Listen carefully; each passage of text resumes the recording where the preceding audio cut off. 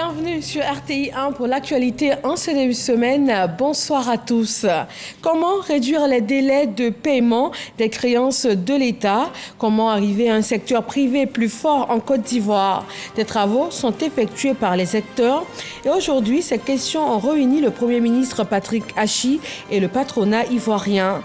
Les échanges sont en cours pour des solutions pérennes. Projet du schéma directeur d'urbanisme du Grand Abidjan, la première réunion du comité de suivi a aussi marqué le lancement de la deuxième phase. Les discussions ont porté sur le calendrier et la structure de mise en œuvre de ce projet important.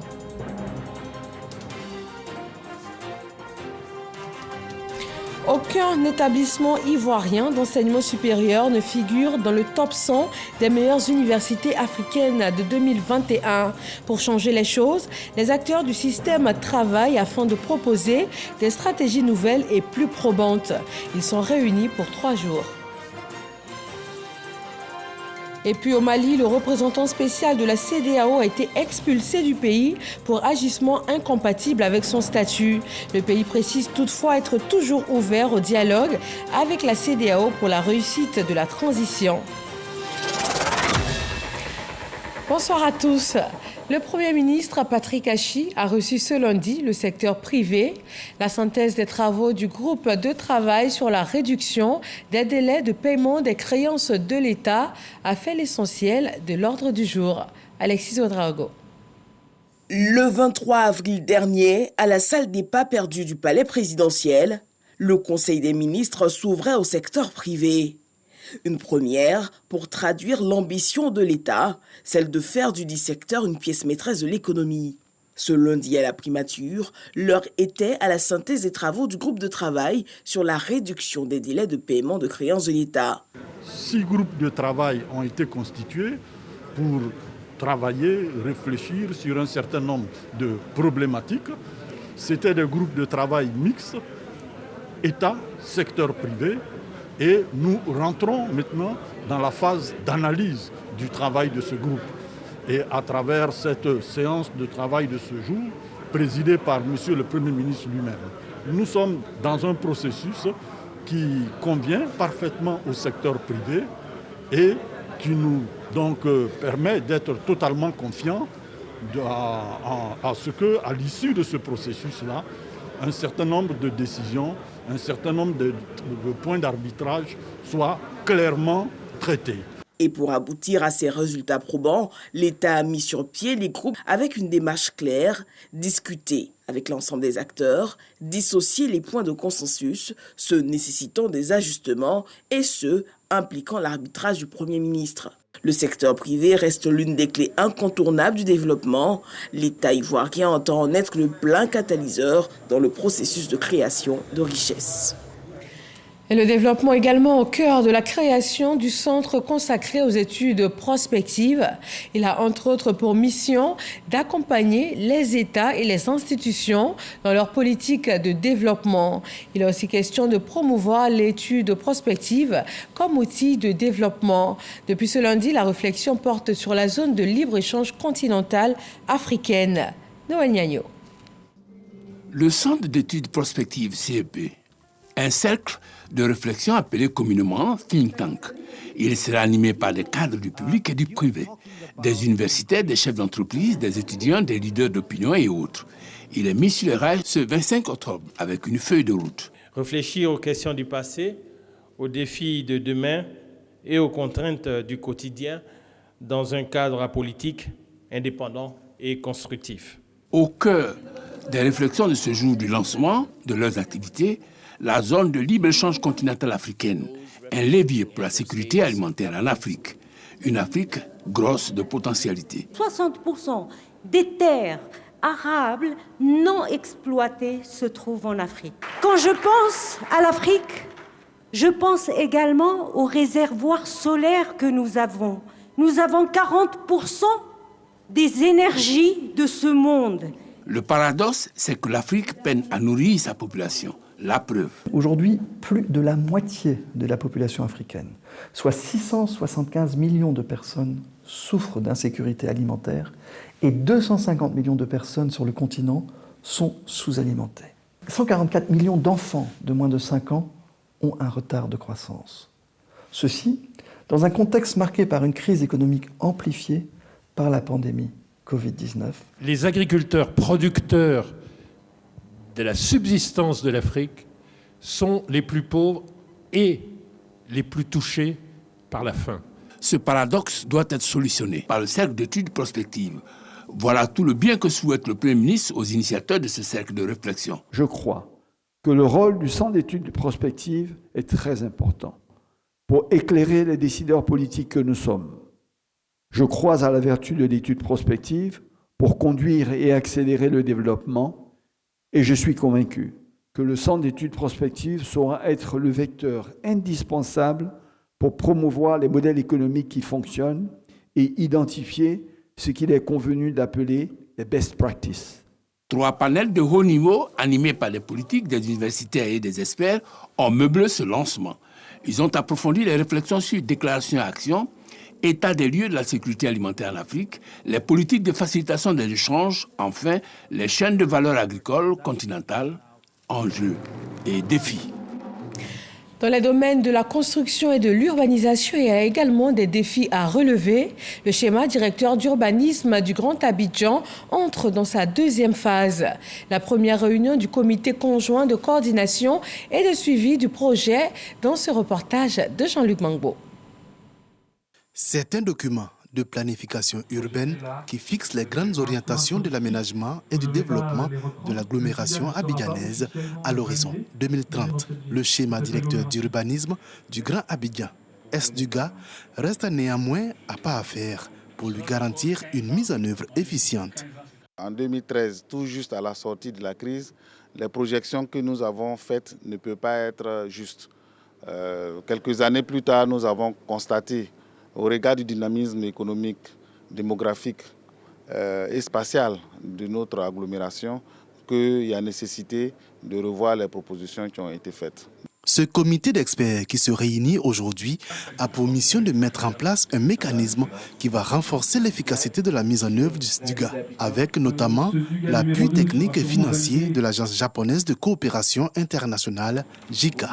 La mise en œuvre de ce schéma directeur permettra notamment au ministère de la Construction d'encadrer le développement urbain durable du Grand Abidjan. Il constitue aujourd'hui le principal document d'orientation spatiale de tous les projets d'infrastructure sur le territoire du Grand Abidjan.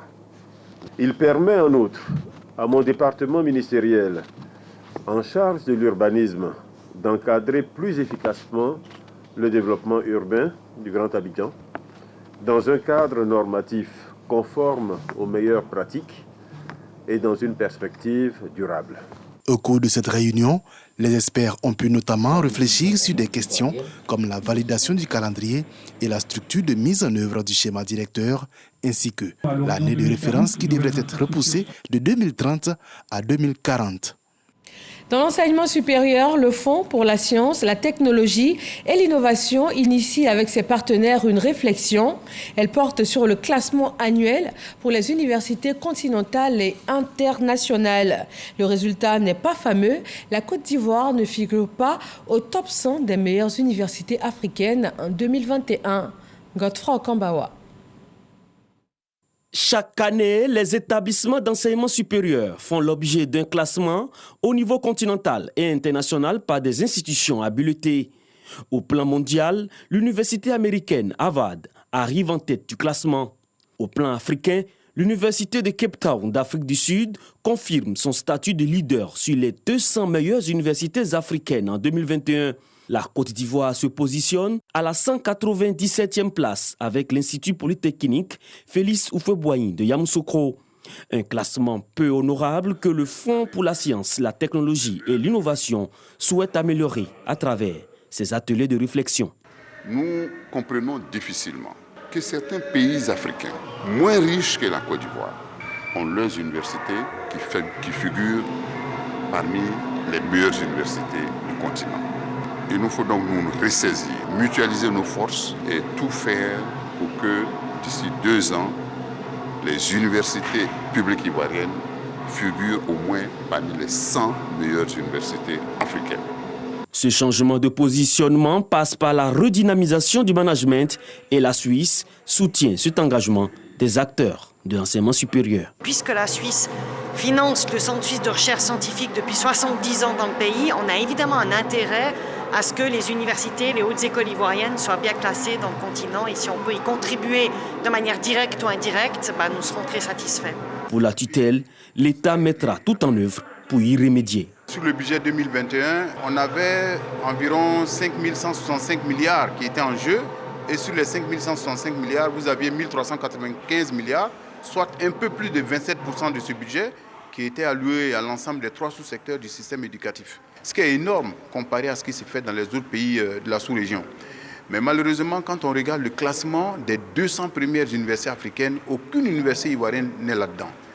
Alors, donc il faut faire en sorte que cette anomalie criarde soit corrigée pour une question de visibilité et de crédibilité même de nos universités. Ces réflexions devront permettre de dégager des pistes de solutions durables afin de contribuer au positionnement de la Côte d'Ivoire vers le top 100 des meilleures universités du monde. Les concours de la fonction publique pour la session 2021 sont ouverts depuis le 9 octobre dernier. L'innovation majeure cette année reste la proclamation des résultats après chaque session. La ministre de la fonction publique s'est rendue hier dimanche sur le site de correction dans la commune de Cocody. Grâce Kando. Institut pédagogique national de l'enseignement technique et professionnel, IPNEP. Dans la cour, l'on remarque la présence des forces de défense. La raison ? Assurer la sécurité. L'IPNEP étant le seul centre retenu pour la correction des copies des 53 concours sur les 353 tenus le 9 et 10 octobre. Les correcteurs, ce sont des enseignants, des fonctionnaires, des professionnels de l'administration qui se sont inscrits. Chacun étant spécialiste dans une matière ou 2 ou 3 matières, c'est possible. Mais en tout cas, c'est en tenant compte de ces spécialités qu'ils ont été sélectionnés et des barèmes qui leur ont été mis à disposition par les unités pédagogiques. Et c'est à la suite que ces enseignants ont pu effectivement corriger toutes ces copies que vous voyez là, qui sont classées par session et par discipline. Pour s'assurer du bon déroulement du processus, la ministre de la fonction publique et de la modernisation de l'administration s'est rendue sur le site. Ces corrections font partie des innovations apportées dans l'organisation des concours cette année, c'est-à-dire la proclamation des résultats après chaque session. Et je suis venu constater que les copies ont été effectivement corrigées, et bien corrigées. Des notes sont apposées, les correcteurs ont leur nom, ils ont leur signature également. Donc, tout ce contrôle est très bien fait. Les équipes techniques ont toutes les données pour pouvoir faciliter la suite du processus, notamment à la compilation des notes et la mise à disposition des relevés des notes. Et c'est sur la base de ces relevés des notes que le travail sera achevé. Une action qui participe de la crédibilisation et de la transparence des concours. La ministre Anne Ouloto met également en garde. Je n'accepterai aucun fonctionnaire dans l'administration qui aura payé pour entrer à la fonction publique. Et à éviter de se laisser avoir par ces vendeurs d'illusions. Il se trouve malheureusement que 3 individus se sont permis d'imiter la signature du ministre de la fonction publique que je suis. Donc nous avons intercepté 3 signatures non conformes dans tout ce process. 2 parmi ces 3 personnes ont été prises hier par la gendarmerie dans un centre à Yopougon. Je voudrais lancer un appel à toutes ces personnes pour leur dire attention, le pays avance bien, les choses changent et que désormais seul le mérite devra compter. Pour rappel, les compositions des concours de la fonction publique ont démarré depuis le 9 octobre et vont s'achever le 21 novembre prochain. En économie numérique, l'accélération de la transformation digitale et de l'innovation occupe une place importante à l'agenda du ministère de l'économie numérique, des télécommunications et de l'innovation. Et pour parvenir à réduire davantage la fracture numérique, 3 stratégies, dont la production d'un document d'orientation sur la stratégie numérique. Franck Quadio.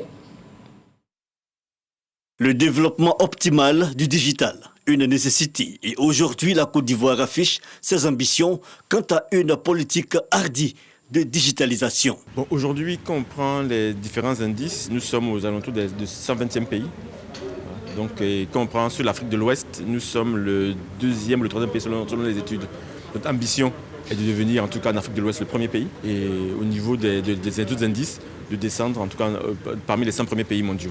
Et pour y parvenir, il faut multiplier les initiatives, auditorium de la primature, le secteur privé, la société civile, mais aussi les institutions publiques réunies autour du ministre de l'économie numérique réfléchissent sur l'accélération de la transformation digitale, car il s'agit de faire de la Côte d'Ivoire un pays digital. Et donc il était important que nous puissions élaborer une stratégie. Et maintenant, nous voulons la faire partager avec tous les acteurs du marché ivoirien, donc bien évidemment les autres ministères avec lesquels nous avons déjà interagi à plusieurs reprises, mais surtout avec le secteur privé et les grands partenaires basés en Côte d'Ivoire. Donc ces projets ont été faits en se basant sur Côte d'Ivoire 2030.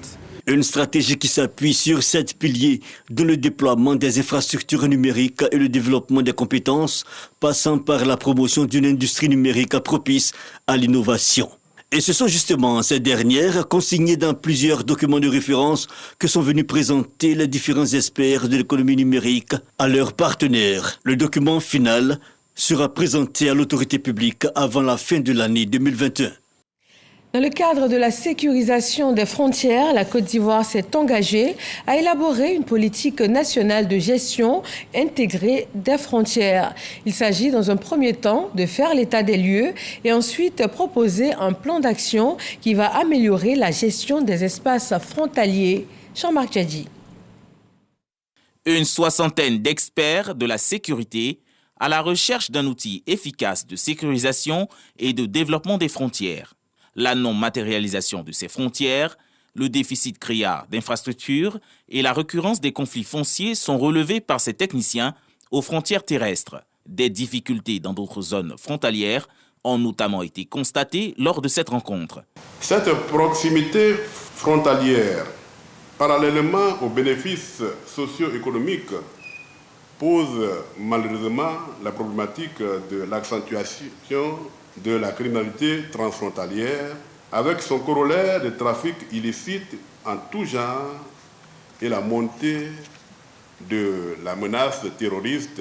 Les questions de détérioration ou d'érosion des habitations sur la façade maritime, la question de l'employabilité ou des jeunes qui vivent dans cet espace marin, parce que c'est d'autres activités, les activités de pêche. Donc, tous ces problèmes-là devront être passés au peigne fin et je pense que ce sont les représentants des communautés, des administrations, des forces de défense et de sécurité qui sont présents à cet atelier qui nous permettront de toucher du doigt la réalité des problèmes dans ces zones frontalières. Ce colloque à Abidjan est la 4e étape après celle d'Abengrou, de Korogo et de Mans. Il vise aussi à informer et sensibiliser toutes les parties prenantes sur l'importance d'élaborer un plan d'action afin de faire de l'espace frontalier ivoirien une zone de sécurité et de paix. Une meilleure gestion des frontières est aussi un atout important dans la lutte que mène l'État de Côte d'Ivoire contre le terrorisme. Le ministre du Plan et du Développement a rencontré les populations de la région du Boun-Kani et leur a demandé une franche collaboration avec les forces de défense et de sécurité, car c'est la condition sine qua non pour empêcher l'entrée des terroristes sur le sol ivoirien. Hermania Mia. Dans la cour de la préfecture de Bouna, une rencontre d'échange avec la population de la région de Boun-Kani. L'initiative est de la ministre du Plan et du Développement, Nialé Kaba. Elle veut les impliquer dans la lutte contre le terrorisme en leur demandant d'entretenir une franche collaboration avec les forces armées ivoiriennes. Selon le préfet de la région de Boun-Kani qui a situé le cadre de cette rencontre, des personnes issues de certaines communautés sont complices des bandes armées qui attaquent les positions des forces armées ivoiriennes. Ce que je voulais d'abord relever, on ne taxe pas une communauté. Loin de cela, nous voulons simplement que d'un commun accord, on fasse en sorte que notre région soit épargnée. Que tous ceux qui viennent, que vous ne connaissez pas, mais même que vous connaissez, qui sont partis et qui ont mis du temps et qui reviennent, soient signalés pour que nous suivons leur pas au jour le jour. Les renseignements nous parviennent pour dire que vous avez des enfants bourriers à qui on donne 500 000 et une moto qui sont en train d'être recrutés. Venus en grand nombre pour assister à cette rencontre, les communautés étrangères se sont engagées à aider les autorités à lutter contre les terroristes. On a compris ce que Madame elle a dit, on est d'accord aussi. Nous tous, on va mobiliser pour faire ce qu'ils ont demandé. La ministre du Plan et du Développement s'est réjouie de l'engagement des différentes communautés à aider les forces de défense et de sécurité. Je voudrais saluer la coopération de la communauté Peul, disposée à travailler avec l'administration pour que les malfaisants qui sont en train d'infiltrer la communauté puissent être démasqués et extraits pour que cette hospitalité que la région a bien voulu leur donner, cette hospitalité-là soit protégée. Après cette rencontre avec les populations, Nialé Kaba a sollicité une lecture coranique pour confier la région de Bunkani à Dieu à la grande mosquée de Bouna. Une lecture qui a réuni plusieurs fidèles musulmans, des élus et cadres de la région. Une autre lutte qui mobilise les énergies sur le territoire ivoirien, cette fois dans le domaine sanitaire, et on parle de Covid-19.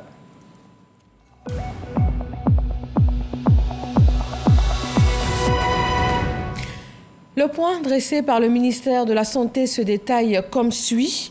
3 nouveaux cas déclarés ce lundi 25 octobre, 0 décès, portant à 61 208 le nombre de cas confirmés, 59 823 personnes guéries et un total de 690 décès.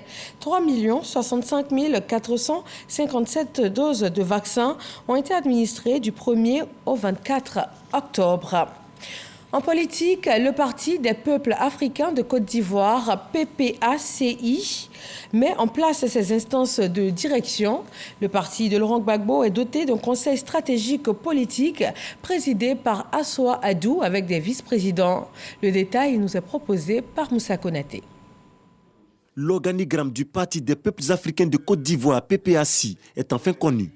Il est composé d'un conseil stratégique et politique, un président exécutif et un secrétaire général. Article 1er.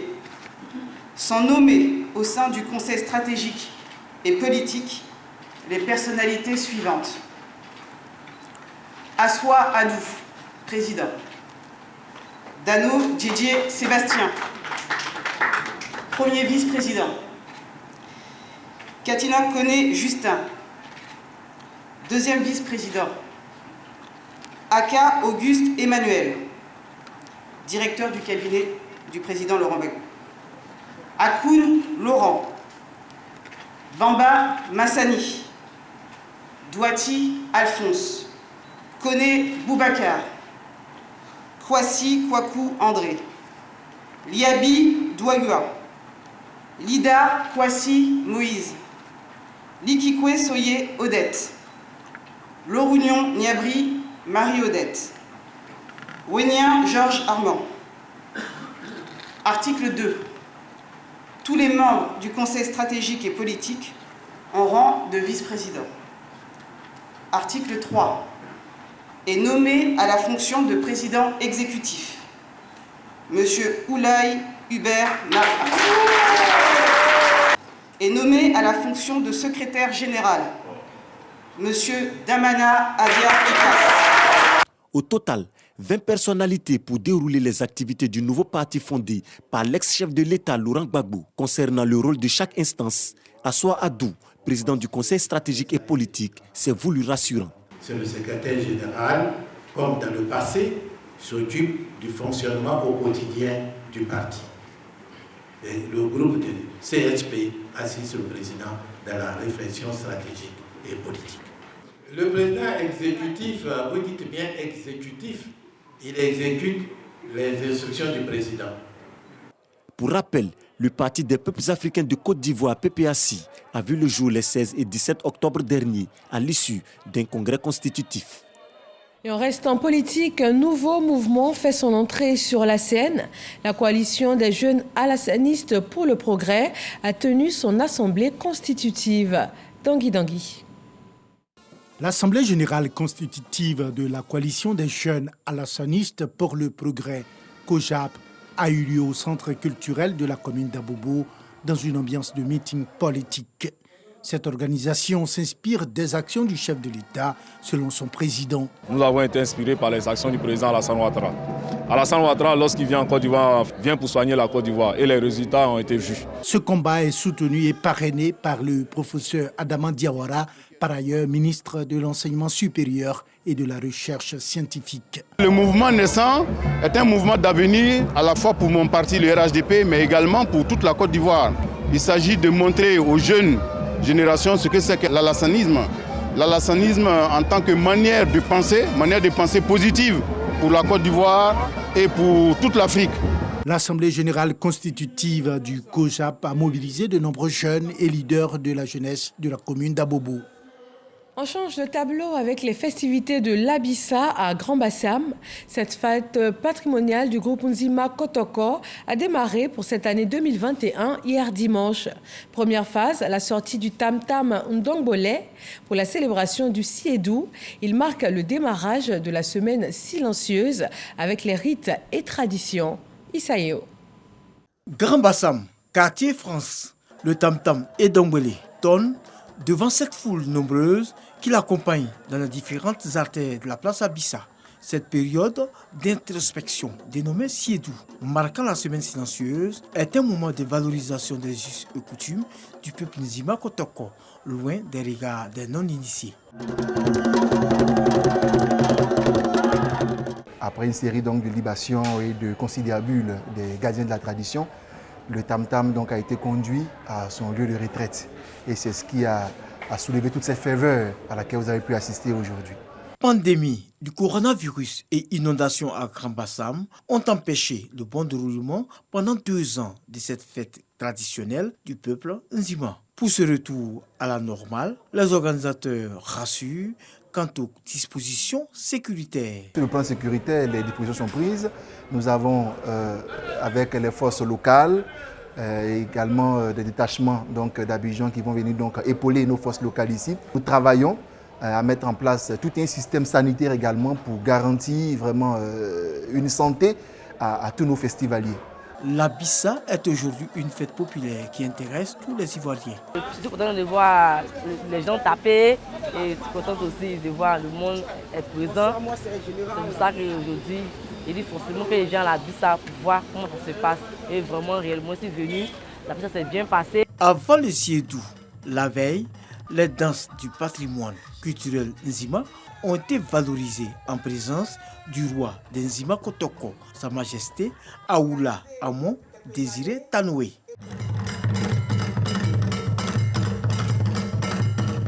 La période silencieuse de l'Abissa 2021 prend fin le samedi 30 octobre prochain. Suivra automatiquement la semaine festive qui s'achèvera le 7 novembre 2021 à Grand Bassam.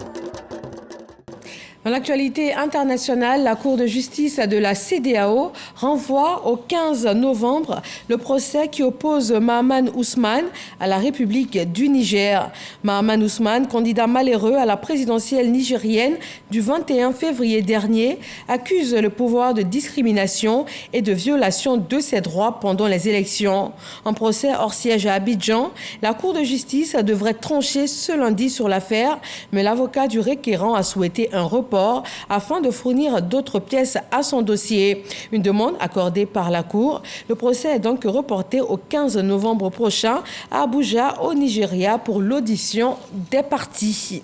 Il était en fonction depuis juillet 2019. Le représentant spécial de la CEDEAO au Mali, Amidou Boli, a été expulsé du pays pour agissement incompatible avec son statut. Le ministère malien des Affaires étrangères l'a déclaré persona non grata et a précisé qu'il dispose de 72 heures pour quitter le territoire national, sans toutefois préciser les faits qui lui sont reprochés. Mais il faut savoir que cette décision d'expulsion intervient après déjà plusieurs mises en garde. En outre, le gouvernement malien réitère sa volonté à maintenir le dialogue avec la CEDEAO pour la réussite de la transition. Et puis au Soudan, pour terminer, le général Abdel Fattah al-Burhan a annoncé la dissolution des autorités de transition. Il a aussi décrété l'état d'urgence. La communauté internationale n'a pas tardé à manifester sa désapprobation. Le secrétaire général de l'ONU, Antonio Guterres, condamne ce qu'il qualifie de coup d'État militaire en cours et demande la libération immédiate du Premier ministre Abdallah Hamdok. Il ajoute qu'il faut assurer le plein respect de la charte constitutionnelle pour protéger la transition politique. Et voilà, merci de votre attention. Retrouvez-nous également sur rti.info. Agréable fin de soirée et à demain.